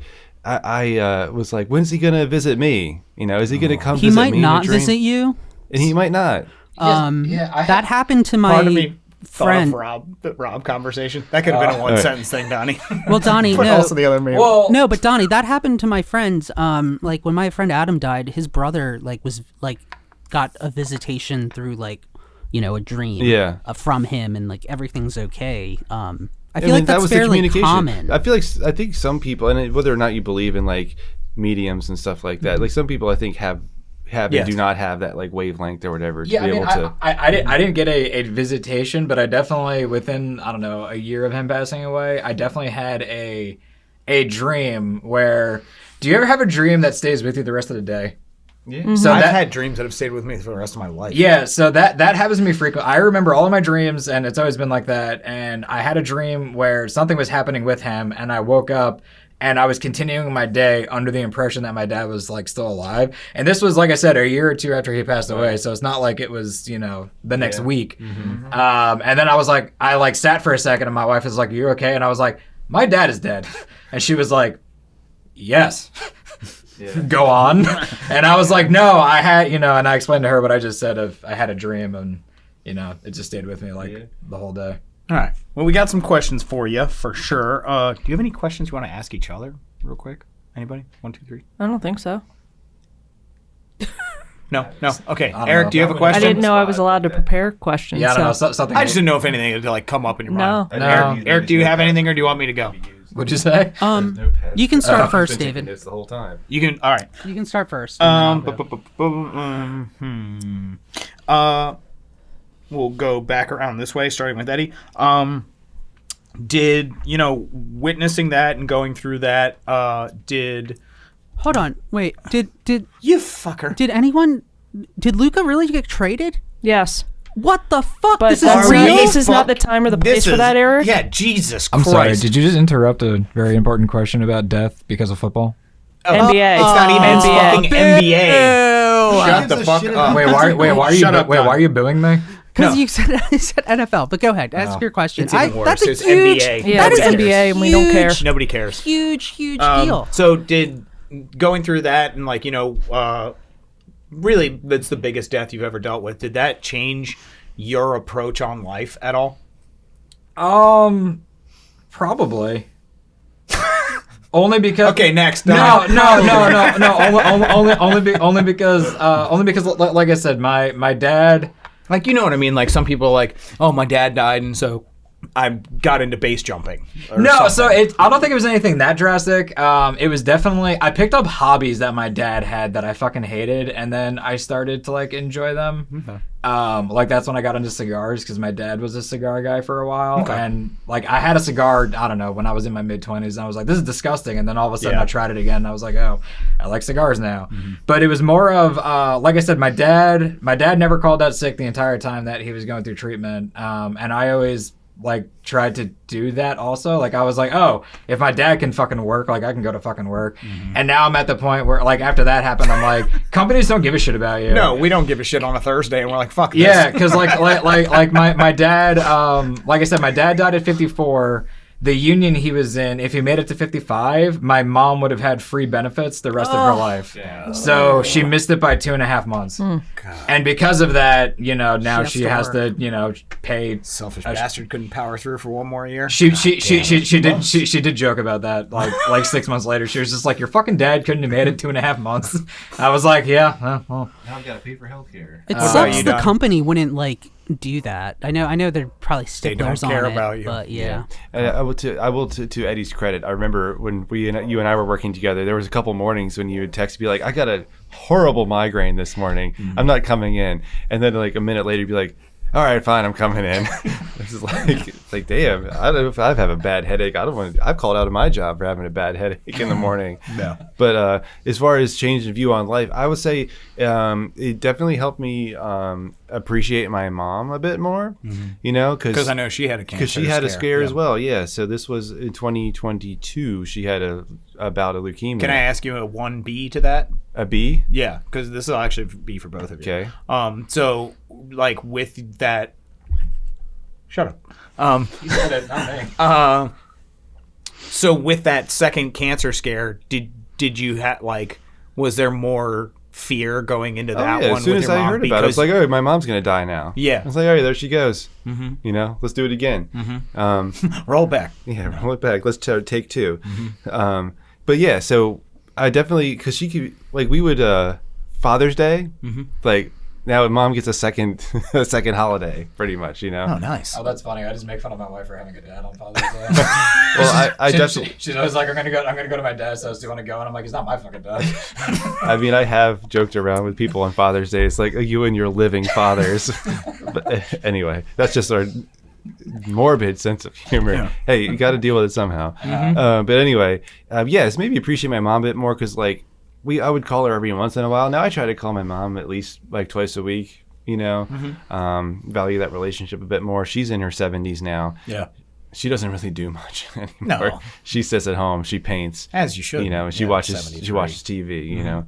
But when she had her bit of leukemia, it was That was Eric. Oh, okay. It was instant bit of just like, here we go again. And so my mom was in the hospital for a month straight, and she couldn't leave the unit. Yeah, because of her compromised immune system. How long after your dad died did that happen? I guess like 2 years. Yeah. Yeah, Okay. this was 2022 that came about. Yeah, that's right. And 'cause, didn't you that's right, 'cause- donate yeah, that's right. something for her? Didn't you? I donated stem cells to my mom. So Yeah, because that's right. I remember because when I met you, like that was like I was just finished. I had to give shots. No, I was still Were you still going? Oh, that's right. Because you had to go down to DC for that, right? Yeah, Yeah. exactly. Okay, I remember. Yeah. I remember. Yeah. So she had that. She was in the hospital for a month while she like was on chemo and all that stuff. She couldn't leave the unit. I felt so bad for her because she had like one window to look to the outside. Yeah. And I would visit her every week and all that stuff. But like that whole process took about a year. But I was a match for her to be able to donate stem cells to fix the issue, you know. And I feel like her blood type is now mine. I think that because I gave like she's got my blood type now, B positive. So so that was it. Glad I was. Your blood type would be B positive. Exactly. Donnie. Yep. Only Aw. I would expect nothing else. What does that mean? only 8% of He's the always people have B positive. positive blood. He's a golden retriever of a human. Let's be honest here. Anyway, I mean I agree with that because golden retrievers are awesome. But You nodded. It was great. but yeah, it definitely helped me appreciate that relationship because there's certain times when it's just like, I guess, you know, if I'm go to visit my mom and like I said, she doesn't really do much. Yeah, it's like and you're we're like, gonna am hang I out gonna just to watch go? TV or something, you know, and then it's like, well, just value this time now because it won't be long, may not be long before you don't get that chance anymore. Yeah. So, but yeah, what was the question? Yeah, what was the question? Say it again. How it changed your approach to life? Is it pronounced Peart or Pert? I think it's paired. Paired. It's Pierce. Perte. We call that a callback. Sorry. Yeah, it's called back. All right. I don't think it did. Okay. Honestly, I mean, yeah, That's fine. I mean, if Doesn't have to. that level, I mean, if it didn't, it didn't. Like, there's nothing to that. But also, like, just like with him, like with Peyton, because you know you'd been through traumatic medical shit. Like, was there ever like a fear of like that not working out? Well, I mean, yeah, but like I don't think that had anything to do with my parents' death. Okay. Like I don't think that's changed at all. Shit happens and life sucks is pretty much Yeah, what it is. You know what I'm going for, but, like, because like yeah. the correlating traumas can ping pong off each Yeah, other. but like even I would say November, both my aunt and my oldest sister have had to have a biopsy done because there was a fear that both of them had breast cancer. Turned out that they're clear, they're good. But so like when that happens, I guess it was just like, oh great, I'm not going to have any family left. Right. And then we're talking about well, we were talking about dreams.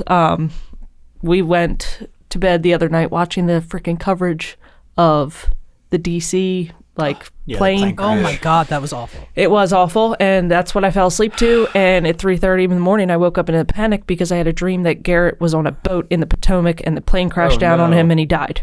Oh my God. I thought that was fake when I first saw it on Reddit at like whatever time, like 11 o'clock at night. I'm glad you're getting your news from Reddit. That's a spectacular choice. I didn't, dude. I wasn't I get looking my for my news from news. you. I wasn't looking for my news, but I saw Worst a choice. video of the airplane hitting the helicopter and the explosion. No, the helicopter it hit was the all airplane. over Reddit, and I would say the helicopter. It's the helicopter's Switcheroo fault. Geppetto.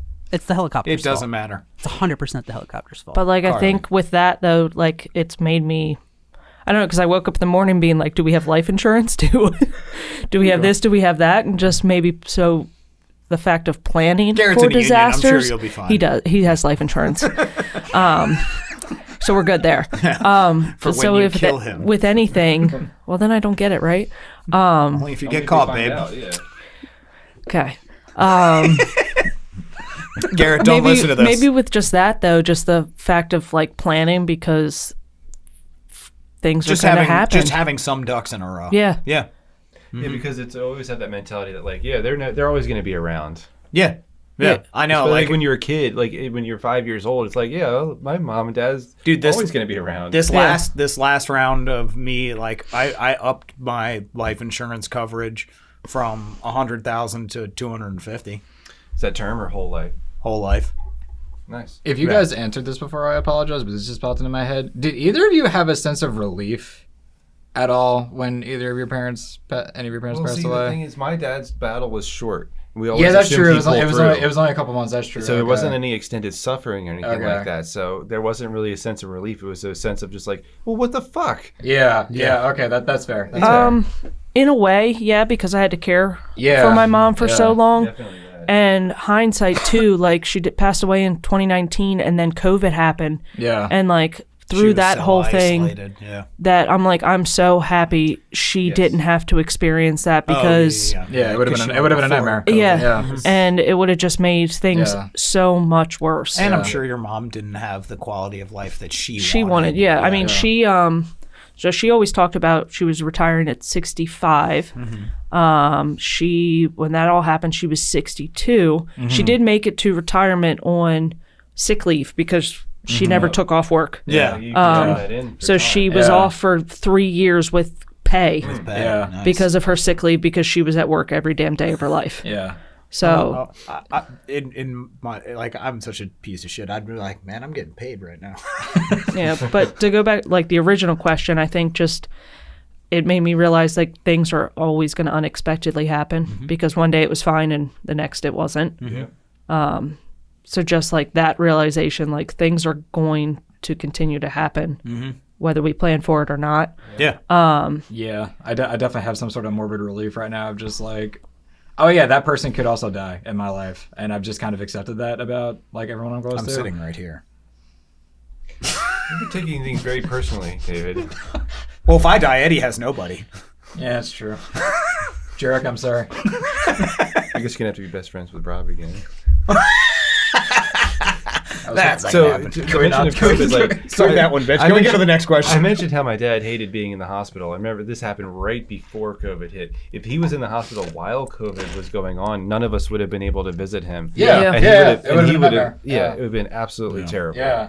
Yeah, and his celebration of life happened like a week before everything shut down. Pulls his own cord. I was there. Yeah, It was Carly nice. was at my dad's celebration of life. You I and was. Allison were there. Yeah, that was. I'm glad you guys came. That was very I remember thoughtful of where I you. was. I couldn't make it. I think I specifically didn't invite you. That sounds about right. Sounds fair. Nobody, I think Allie was at my mom's celebration at kidding. life, but my mom also did not know that I was going through like addiction and recovery. I kept that from her the whole entire really? time. Yeah. Because I didn't want to add anything That's true. else to her. Yeah. So Interesting. It's just I just hope that she was able to see like the difference of being present for her.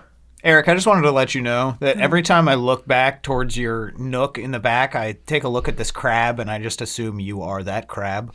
So, what questions do you have? Crab. I don't remember what Eric. What looked like. crab? I don't Are know. you What talking do you have about a all question? my There's all a my crab animals? on the wall, and All I my just assume animals? you're none of the cute animals. You're the fucking 8-legged freak. What do you want? What? What's your question? You relate 8-legged freaks to crabs and not spiders? That's weird. Question. Let me think about that for a second. You've had 10 minutes.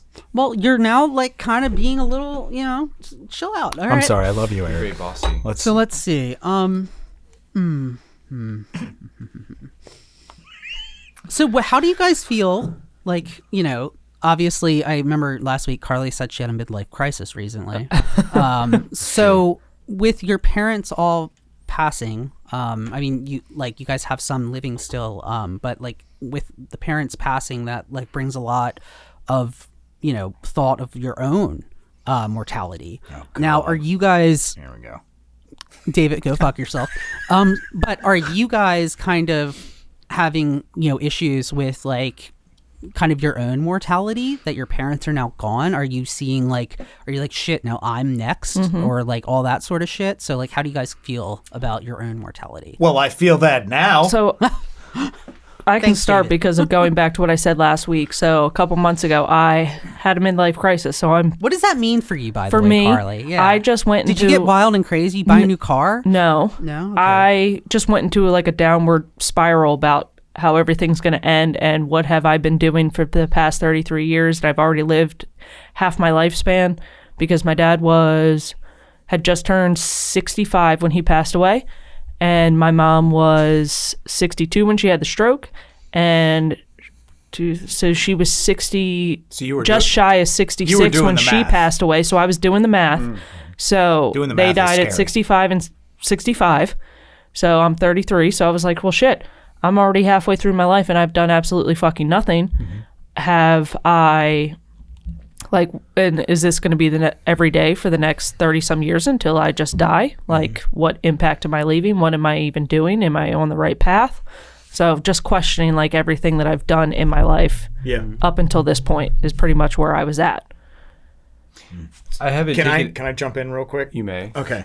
Do you have a choice? So, well, I asked. No, you go you ahead. could have said no. Go ahead. So going back, like calling back to my question, but also going with Eric's. One of the things I think about along those lines,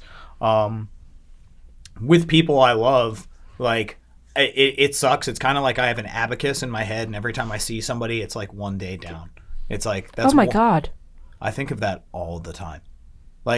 All the time. What like, do you think about? So say that again, dude. So imagine. people are So abacuses. my sister. oh, people are abacuses. No, Donnie, they have abacuses inside of them. Yes, thank you, Eddie. No, so my sister lives in North Carolina. I see her about once a year. So I thought that sister was dead to you. No, that's the other sister. Oh, sorry. There's many. So no, my sister Emily, who I love. I get to see her once or twice a year at most. Okay, 30 years from now, whatever. That's about 60 times. So every time my I God, see her, you're like my fucking every time I uncle. see her, it's one less Jesus. time that I'm ever going to see her.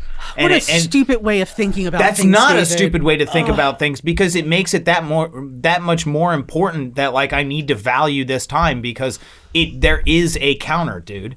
Like there's only so many times that like you're only going to see your mom a certain amount of times, Donnie. I know. That's just fact. Yeah. Like is it a morbid way of looking at it? Sure. Yes. But it's also a very positive way to look at it, because like, okay, I only have 15 times left. I better make this fucking count. Sure. So I like kind of that's think that's the worst way, dude. I'm going to be honest. Yeah, Like, you're putting so much pressure on each situation to be like so amazing that you're not able to capture the genuine experience. I feel there should be pressure, dude. Why? Because that 60 isn't even guaranteed. It could Right. be it could be tomorrow. I would It could agree be with anything. Eric. I think that it's just. I think it's not like, hey, I'm going to see you. This is going to be great. We're going to do everything we can to make this time valuable. I don't necessarily like. Just try to make the best of each time. Yes. You never know when this is going to be the last one. So Yes, I do, and then, like I'm not always consciously like every time I go see her like, well, this is one time less. Like it's not like that. Oh, creepy cat. Yeah, What's up, I saw creepy cat? something bushy like go through Hello, like the Elliot. exercise equipment, and I freaked out for a second. But like yeah, that cat. no, yeah, I think it makes me value the time I have a little bit more, and that's just me personally. It's definitely not. to It's you. definitely not valued. Yeah, it's No, definitely yeah. valued. But it's just I try not to think about like how many more times. It's like think about this time, Yeah. and try to just make it a good time. But as far as like my own mortality, as I said, my dad was 36 when he had me, and now that I'm older than that, it's like, well, yeah, and by your math, I have lived more than half of my dad's lifetime now. Yeah. And it is weird to think sometimes that like what's gonna be in the future. 37. I still don't know if I want to have a child. And Caitlin's 35. It's her clock is ticking. And it's like, yeah, we both make enough money to be able to support a child, but it's just like sometimes when I think about all the things that I like to do, that I will not be able to It's a do sacrifice anymore. It is a sacrifice. And it's like, is that selfish to? It's the best sacrifice. Is it selfish because like no, the best sacrifice is a human. in the old days maybe, back in the old days, but yeah, I definitely think about that, but not too much. Sometimes I can definitely dwell on it too much, and it just makes me sad. Oh, yeah. It's like because none of us make it out of this alive, right? Who said? I don't forget who said it. None of us make it out of here alive. Is that Chip Yeah. to say that? Did Chip say that? one time? I No, can't we remember. all die, dude. That's yeah. part of the game. Some guy we know. Yeah, none of us make it out of this thing alive, and it's like sometimes I just try to. I have that kind of nihilistic view. It's just like none of this matters. Like we're all gonna die. Hey, exactly. We're all gonna So, turn into sometimes- dust. Yeah, exactly. So- And that's what allows me to take things less seriously. Yeah, exactly. And just live my life, do the best that I can, because it's like, yeah, 100 years from now, no one's gonna remember anything I did today, or See, but that gives me a drive to try and create something that people will remember. yeah, Like, just exactly. That's for me. Should start sculpting or something. remember that. Yeah, so the original question from Eric was what I think about my mortality. Yeah. And then what was your piggyback off of that, or was that specifically for Carly? No. That was just how I view like how death is, because I've dealt with plenty of fucking deaths over the last 12 years. Yeah. It's just how I approach life, but also how I think about my own mortality. So it was both. I don't really think about my own mortality, I don't think. Not like actually. Okay. I know you and I fucking talk about it all the time. I'm like, dude, we're going to talk tomorrow morning about the closest I'll say that I think about it is I clearly, like, if I died tomorrow. Should I crash this work van now or tomorrow? No, like if I died tomorrow, Now, at the end of if the I day. died tomorrow, I wouldn't want to leave my wife in like an exorbitant amount of debt that would just make her miserable. And then unfortunately, the real thing was, you and I have had this conversation before. If it turns out that I get cancer like my dad did, my dad had great health insurance. That shit was all covered by his job. I'm not going to be in that same boat, and I've already told my wife if I'm told unless our chances are like 80%. Unless my chances like you could probably get it get it taken care of, then I'm like, all right, cool, I'm not going through that and putting you in I have thought about that in $300,000 worth of debt on top of everything else that we got to pay for another. So I guess that's really the only time I've thought about my mortality. But I also don't think about like what Donnie was saying. I don't have it in me of like, I got to make the best of it with this person while I'm with them. That just never. I think if I personally thought like that, I would never. You'd probably cry a lot. I would probably just be a mess, like at all times if I thought that way. Mm-hmm. But I'm weak-willed, so. I was gonna say something. I can't remember what it was. Back to you guys. Do you have any questions crop up for you guys? No. I thought I had something, but it just went away. Damn it. That was a boner. What? You were thinking. I wasn't gonna say it, but it popped in there. Okay. Oof. This is a heavy question. And we're gonna start with Eddie on this one. God damn it. Are you the person? Do you believe that you are the person that your parents wanted you to be? Oh God. No. Well, Are you answering for him? Or? No, I'm just saying in general. It's probably a no. I don't have the relationship with my mom that Donnie has with his mom. Mm-hmm. So I'm going to say probably not to her currently, but she's alive. Mm-hmm. I do, however, get told from my mom once or twice a year that my dad always talked about me and talked about how he was proud of me for doing the things that I've done with like music and, career-wise and stuff. But I don't think if I ever was a disappointment to my dad or anything like that, I don't think he ever would have told me. Like he didn't have it in him to What's that like? Well, your dad never talked to you.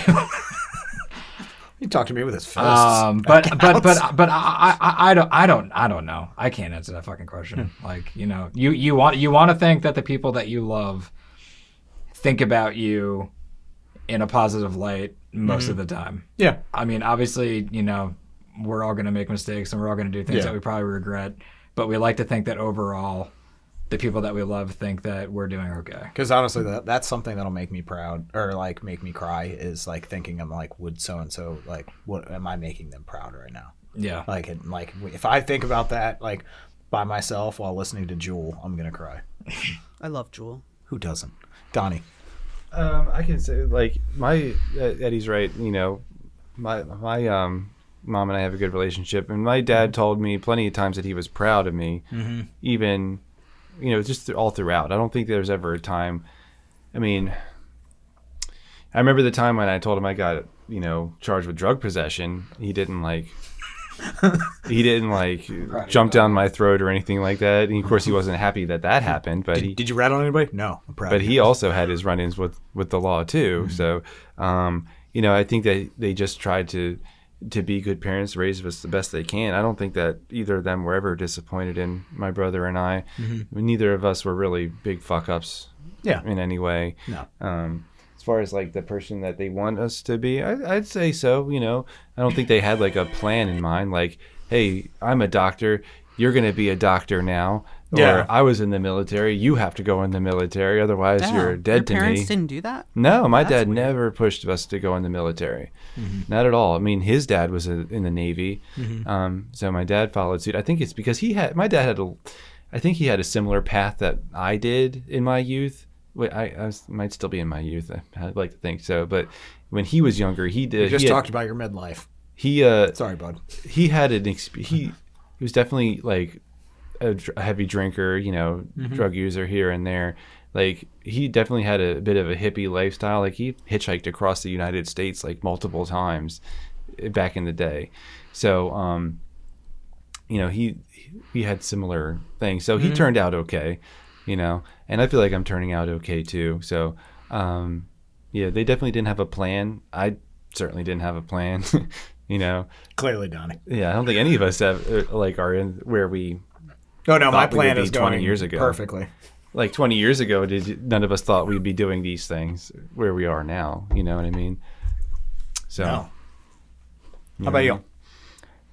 I would like to think that they're proud of me.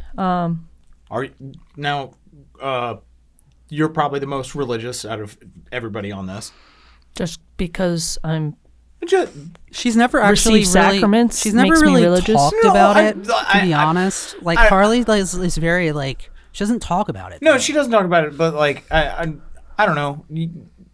You work at a Catholic school. I do. Yeah, I don't But- know. I just feel like you're more attend in mass. tune. I do with because a I have level to. Of my question along that line is like, do you believe like your parents are like with you or like watching? Because I think you have, I don't know, a concept of a heaven.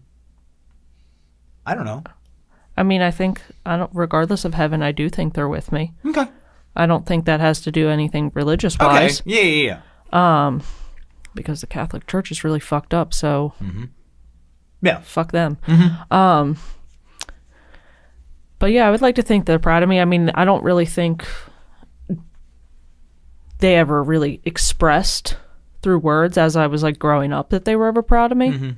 They were always like pushing me to do more, do better. Yeah. But I don't think that came with pressure from them. I think there was a lot of pressure from myself. But through them, just like support, I think, was them showing that they cared and that they were happy with what I was doing and proud of me like that. And they never really had any expectations, like Donnie was saying, of what I should do and when I should do it. But they always just was more instilled like working hard and like being a good person. And I think based off of those two things that they would be happy with who I am. Yeah. Okay. All right. Any final questions, Eric? Do you have another one, David? I'm sure he has like 4 more. No. I remember the thing that I was going to say is that my grandparents and I think probably my dad, they were both DNRs. Like, so when they went, they went. Yeah. You know, so I don't think that they ever were like, when it's my time type of situation. I have a question. All right, so very morbid question here. Shocking. How do you guys prefer to go? Oh my God. Okay, I actually do have an answer to this. And we all know David's plan. Yep. The plan is a plan. Mauled by a bear. Mauled by a bear. I thought you just wanted to walk into the woods and just die. Well, no, I actively want to find a bear and then fight it. Okay. I think you're going to die from starvation before that, and then the bear's just going to eat you. Still a win. Still a win. Or you're just going to get picked apart by buzzards. I know I would not want to burn to death or drown. Yeah, burn to death or those are drown is both terrible. Terrible. But other than that, Though I if you don't have burn a to way that death- I would want to go. If you burn to death, you actually die from the smoke inhalation Yeah, you before. suffocate. Yeah, you suffocate to death, which is still basically drowning. It's still going to be very hot. Yeah, it's still asphyxiation. Yeah, but I think your nerves burn off really quick, so I don't think you actually feel anything. Yeah, after the first couple seconds, Yeah. but it'd still be. Oh, I still would never want to I fucking think do something. I think that probably drowning would be one of the most terrifying Yeah. those seconds leading up to it. Oh yeah. Like Well, when yeah, you- because you feel so helpless. But no, like if I have no plan. if 20 years from now preferred they're way. like, oh, you have terminal cancer, I'm gonna be like, cool. I'm going to Wyoming or fucking Montana. I'm going to go find a grizzly bear and I'm going to fight it until I die. Okay. Anyone have a realistic expectation? How is of that not realistic? I No. can buy a plane ticket. There are grizzly bears. Those exist. David, I know how much money you make. Not in Wyoming. Are there bears in Wyoming? I can buy tanks of gas. In Wyoming? Yeah, there should be bears in Wyoming. Okay, good. Yeah, Just there's I don't bears want in you to. Montana. I don't want you to go to the wrong place. and Where are the fucking bears? Yeah, like you find a brown bear and you're trying to fight it, and the brown bear wants none of it. There's It's just like, some no. fucking park ranger just like, what you doing, buddy? You're like trying to find a bear. And you're like, you gotta go to fucking this state to do No, that, man. David, Damn it! No, if I you just really- get lost. if you You're really supposed wanna to take a be- ride at Albuquerque. Damn it! if you really want to be killed by a bear, go find a polar bear. They will fuck you up. Oh yeah, that's Yeah, true. find a polar bear if there's any left at that time. Yeah, those You would be just long throw gone. yourself somewhere in a zoo. I don't think I've ever thought of that. Oh, Harambe yeah. style. Do it Harambe could style, be. dude. You'd be famous. Ooh, no, but then they'll kill the bear. They'll They kill will. the bear. They will kill the They will bear. kill the bear, just like And Harambe. that's not what you want. No, that's not what I want. What if I'm there as a witness? But to I say, want, this is but specifically I where want my wanna go? like. How did Grandpa go out? Oh, fucking bear took him out. Like really? It was like, yeah. I mean, he had cancer, but yeah. Yeah. Did he put up a good fight? Oh, not at all. Yeah. He was dead by 2 swipes. In fact, I believe the last noise he made was. It's like hooray. Yeah. No, I don't have any preferred method. And you? I'm gonna be honest. I kind of hope I die at work so my wife gets some life insurance money. But I don't know. On the I job. haven't really thought about it. Am I the only one who wants to die in their sleep? Is that it? Am I the only I That's mean, pretty- like, that's I mean, pretty that's a much fairy painless. tale that- ending, but that's clearly best case scenario. come on, Yes, Eric, be obviously. realistic. Everybody dies in their sleep, you nerd. No one dies in their sleep. I don't want to fucking have not a. true. I don't want to have a fucking heart attack like that dude on that one job site who thought he was gonna die. Dude, What? that fucked me up. That Wait, fucked me did up for, like, 2 someone die weeks. on your guys' job site? No, but he was telling us about how like 6 months before he had a heart attack and legitimately thought he was dying at home and went into excruciating detail about it. And me and David were like, Dude, oh. it's Wednesday. We were like, what are you doing, We were like, dude? it is Wednesday at 7 a.m. Me and David are gonna go cry now. Yeah, dude, it was fucking intense, and he was like, "Just remember, when you have a heart attack, breathe. Just remember to fucking breathe, because that's what really kills you." And we're like, "Who are you? Do you even work here? Yeah, like, ghost of Christmas suckage. God damn. Do you guys know about Eric's heart attack? Eric hasn't worked here in 90 years. He hasn't been here in 9 years. All right. Anyway, yeah, that's the no. So nobody has a plan. Real quick, When you say a plan, stop saying. I feel a like preferred method. I feel like you're like talking about like a suicide plan. Like, what's your plan? I mean, Eddie and I well, have that, but that's my totally a plan separate is this, issue. you know.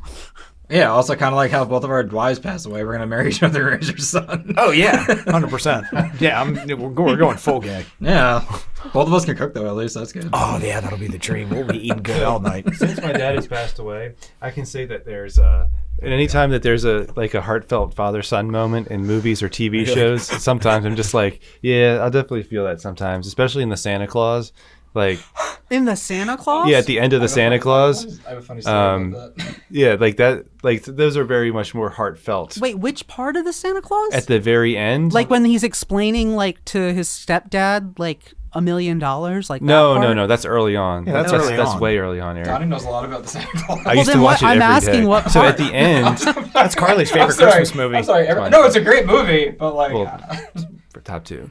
But anyway, at the end, like when when his ex-wife is finally accepting the fact that he's Santa Claus, when Neil finally accepts the fact that he's Santa I Claus. like that you knew his name was Neil. Yeah, Wait, Judge did you not know? Reinhold. Yeah, Judge Reinhold. Neil. It is Judge Reinhold. Yeah. And so with that scene when Charlie goes and hugs Tim Allen, and he's like I love you, Santa Claus, and all this stuff. Yeah. And I just every time now it's just like, you know, makes me feel something. My funny story about that is like Dad died December, January.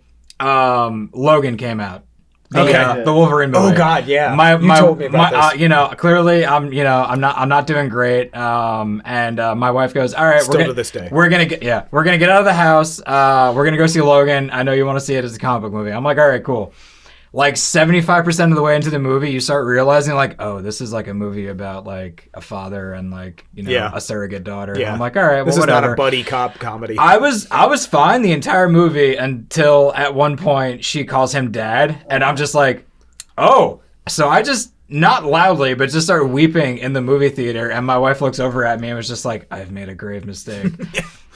1 month later, Guardians of the Galaxy Part 2 came out. Oh, God. Which is all about father and son shit. Yeah. Which, again, I was fine throughout most of that movie. And then at one point, Yondu says... Yeah, when Yondu's dying. Yeah, he was just like, I know I'm not your dad, but I could be your father. Or like, I wasn't your father, but I could be your daddy. Yeah. I was just like, oh my... And literally my wife was like, I am so fucking sorry. We're never going to the movies We're just not again. doing movies anymore. Oh, God. All right. Very last, 1 quick minute. Any advice you have to anybody out there in their grieving process? What do you have to say to them? Talk about it. Okay. Find somebody who's has similar experience. Yeah. Yeah. Share it with them. Anything for you? Yeah. You know, there's always people willing either to listen or talk to you about it. So, yeah, just try to talk about it. And everybody grieves differently in their own time. Yeah. Like if you don't feel something right away, you will. Yeah, it's okay. Don't feel bad if you don't. Yeah, don't feel pressure. I didn't cry at so-and-so's funeral. Or, it's okay. Yeah, any of that right away. It'll come when you least expect it. I remember one time I was over in Middle River, where we used to live in like Bully's Quarters area. And just for some reason, being over there hit me as I was driving home. It made me think about like the early 90s when we lived over there, when I was like, I was like 5 years old, you know. It just took me back to there, and it just kind of, the gravity just kind of hit me, you know. Were you guys the first of like your friend group at all to be the ones to experience a parent death? So did you guys end up becoming like The default shoulder. So I was the first person in any of my friends whose parent passed away. So I Because we all have to deal with it. yeah, so I turned into the, you know, someone's partner would text me and be like, hey, so-and-so's dad has been dead now for 6 months, and I know they're not doing great. Can you reach out to them? And like that happens to me now, like all the time. That's my never God. happened to me. Something. What? That hasn't happened to me. Like, like just like, hey, can you talk to this person, or this So- person's going through it? Yeah. On the same vein, I saw this on the internet the other day, and like I'm sorry, it was a fucking bummer, but it was about siblings, and it's like one of our siblings is going to be at everyone's funeral, one of our siblings is going to be at nobody's funeral, and one of them is like going to experience all of them, and it's just like, oh my God, like I never thought about that, like with my sisters, like now where would you want to be?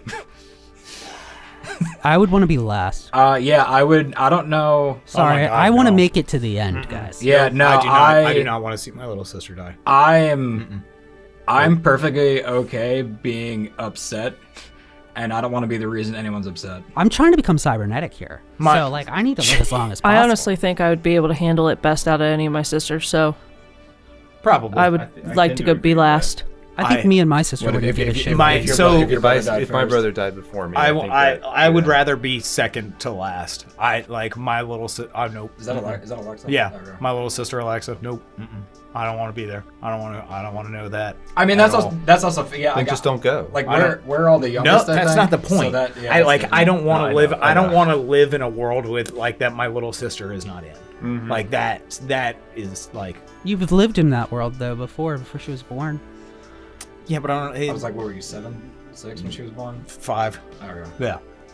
But yeah, when shit goes bad in my family, I'm usually the one that handles it the best. Yeah. Like crisis-wise, like I stay calm and I'm able to help. Yeah, you're the one that makes the decision. Yeah, no, definitely. I get that. Yeah. All right. Any final words from anybody? That's a really terrible way to phrase that. Final word. At the end of this podcast. I would like to insult you and then compliment you within 30 seconds of each other. Please do. So first, I want to say that when David first told me he had a podcast 2 years ago, I legitimately thought it was him sitting in his bathroom with a microphone with just a sign on the door that said podcast on air. And podcast was spelled with a K and the K was backwards. I love it. Talking about nonsense. Yeah. But realistically, I would like to say, as someone who's never, talked to you guys before, obviously, David has posted highlights on Facebook before of your podcast. And while I've never listened to a full episode, I genuinely think what you guys are doing is awesome. Thank you. And I'd like to thank everybody for letting me be a part of it today. Hell yeah. Oh, thank That's so you. nice. Yeah. We That is tried. the most sentimental we should ever get. Nice thing. Between, I don't think I really heard you say sentimental things. it makes me very uncomfortable. And on that note, we will end the podcast. So I'd like to thank Carly, Donnie, and Eddie for joining us today. Woo! Yeah. Great job. I'd like to thank Blue Chew, but that's unrelated. Yeah, totally unrelated. Yeah, everybody out there, thank you for joining us. Go to all our social media outlets, Facebook, Instagram, Twitter. Go to our website, become part of our Patreon because we need help keeping the mics on because we are self-supporting. But most importantly, everybody out there, Eric. Stay safe and stay clean.